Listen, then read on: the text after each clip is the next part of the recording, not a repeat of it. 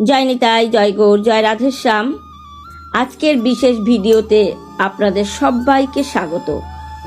বন্ধুরা, আমাদের সনাতন ধর্মে এমন একটি ফলের কথা বলা হয়েছে যাকে আয়ুর্বেদের সমস্ত ওষুধের মা এবং শাস্ত্রের পাতায় স্বয়ং অমৃতের সমতুল্য মর্যাদা দেওয়া হয়েছে।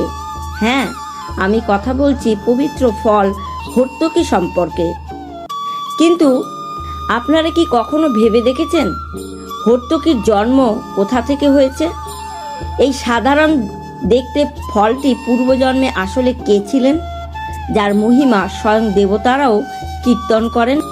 আমাদের শাস্ত্রে বলা হয়েছে হর্তকির জন্ম কোনো সাধারণ বীজ থেকে হয়নি, এর পেছনে জড়িয়ে আছে স্বর্গের অমৃতের এক অলৌকিক ফোঁটা।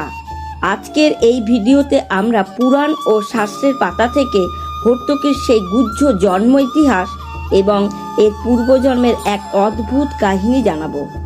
ভিডিওটি একটুও না স্কিপ করে শেষ পর্যন্ত দেখুন, কারণ আজকের এই জ্ঞান আপনার জীবনে এক নতুন আলো ভরিয়ে দেবে। হর্তকি গাছ কে, এর পরিচয় কি? পদ্মপুরাণ ও আয়ুর্বেদ শাস্ত্র অনুসারে হর্তকি হলো অমৃতা বা দেবমাতা। শাস্ত্রে বলা হয়েছে যস্য মাতা গৃহে নাস্তি তস্য মাতা হরিতকি, অর্থাৎ যার ঘরে মা নেই তার মা হলো হর্তকি। এটি কেবল একটি বৃক্ষ নয়, এটি জগতের রোগ নিবারণকারী এক দিব্য শক্তি। হরিতকি গাছের জন্ম কোথায়?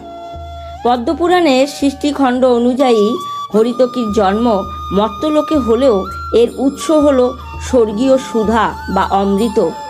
এটি স্বর্গ থেকে মর্তে আসা এক পরম ঔষধি। এবার আসি পূর্বজন্মে হর্তকি গাছ কে ছিল। পদ্মপুরাণে কথা অনুসারে হর্তকি দেবী রূপে গণ্য।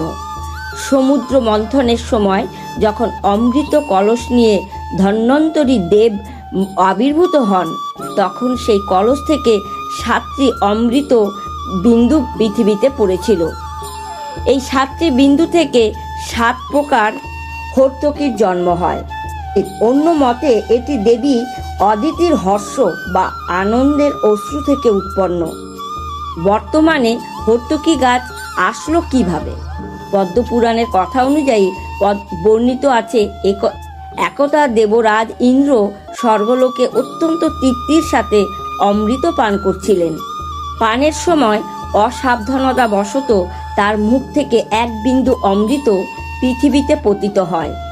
সেই দিব্য অমৃত মর্তের মৃত্তিকা স্পর্শ করার সাথে সাথেই একটি অলৌকিক বৃক্ষের জন্ম নেয়, যা হর্তকি নামে পরিচিত হয়। অমৃত থেকে জন্ম হওয়ার কারণেই এটি জরা। হর্তকি কেন পূজায় লাগে? হরিতকি বিজয় ও মঙ্গল এর প্রতীক, এটি বিঘ্ননাশক। এটি শ্রী বিষ্ণুর অত্যন্ত প্রিয় ঔষধি। যে কোনো পূজা বা শুভ কাজের শুরুতেই সংকল্প করার সময় হর্তকি হাতে রাখা হয়, যাতে কর্মটি নির্বিঘ্নে সফলভাবে সম্পন্ন হয়। বেদের মন্ত্র। ঋগ্বেদে যস্য ঔষধি পূর্বজাতা দেবভ্রস্ত্রী যুগম পুরা। অনুবাদ: দেবতাদের প্রকাশে 3 যুগ পূর্বে যে ঔষধি বৃক্ষ রাজি হর্তকি আদি উৎপন্ন হয়েছে, তারা আমাদের সকল রোগ থেকে মুক্ত করুক। যজুর্বেদে মা বরিয়ৎখনিতে ইয়াচ বৈ হম খানামি বহ।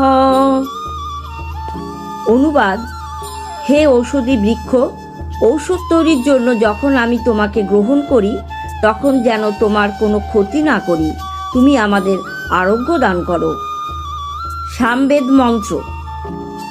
সোমধেনুম সোম অব্যন্ত মাসুম সোম বীরম কর্মণম দদাতি। অনুবাদ: সোম এবং উদ্ভিদ জগৎ, যার মধ্যে হর্তকি প্রধান, আমাদের পুষ্টি, শক্তি ও কর্মক্ষমতা দান করে।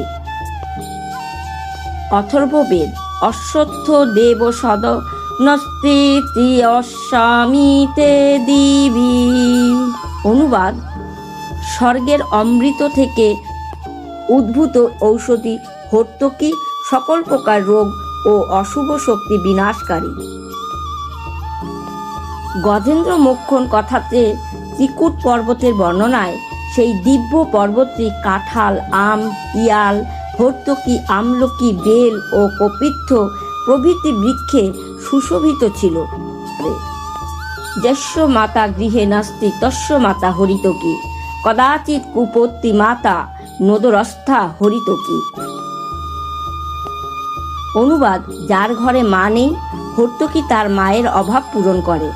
মা কখনো সন্তানের ওপর রাগ করতে পারে না, কিন্তু সেবন করা হর্তকী শরীরের কখনো কোনো ক্ষতি করে না। পদ্মপুরাণে কথিত আছে, অমৃত বিন্দু পদনাদ জাতা বৃক্ষ হর্তকী। অনুবাদ: অমৃতের বিন্দু পৃথিবীতে পতনের ফলে পরম পবিত্র হর্তকী বৃক্ষের জন্ম হয়েছে। বিষ্ণু পুরাণে সর্বপাপ হরা দেবী সর্বব্যাধি বিনাশিনী। অনুবাদ: এই হর্তকী রূপী দেবী মানুষের সকল পাপ হরণ করেন এবং সকল ব্যাধি বিনাশ করেন। চরক সংহিতায় বর্ণিত আছে, হরিতকীং পঞ্চ রসানাম পরম।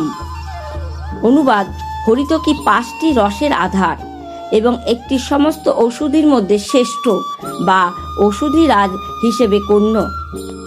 গরুড় পুরাণে কথিত আছে, ফলানাম হরিতকী শ্রেষ্ঠা ওষুধীনাম তথৈব চ। অনুবাদ: ফলসমূহের মধ্যে হরিতকী শ্রেষ্ঠ এবং ঔষধি হিসেবেও এটি সর্বশ্রেষ্ঠ স্থান অধিকার করে আছে। সার কথা হলো, হরিতকী কেবল একটি সাধারণ ফল নয়, এটি সাক্ষাৎ অমৃতের অংশ। এটি পূজায় যেমন শুদ্ধি আনে, তেমনি মানব শরীরেও আরোগ্য দানে মায়ের মতো ভূমিকা পালন করে। এই কারণেই শাস্ত্রে হরিতকীকে অত্যন্ত উচ্চ মর্যাদা দেওয়া হয়েছে। তাই বন্ধুরা, হর্তকীর এই অলৌকিক জন্ম ইতিহাস আমাদের এটাই মনে করিয়ে দেয় যে ঈশ্বর মর্তের মানুষের কল্যাণের জন্য প্রকৃতির বুকে কত শত রূপ ধরে অমৃত ছড়িয়ে রেখেছেন।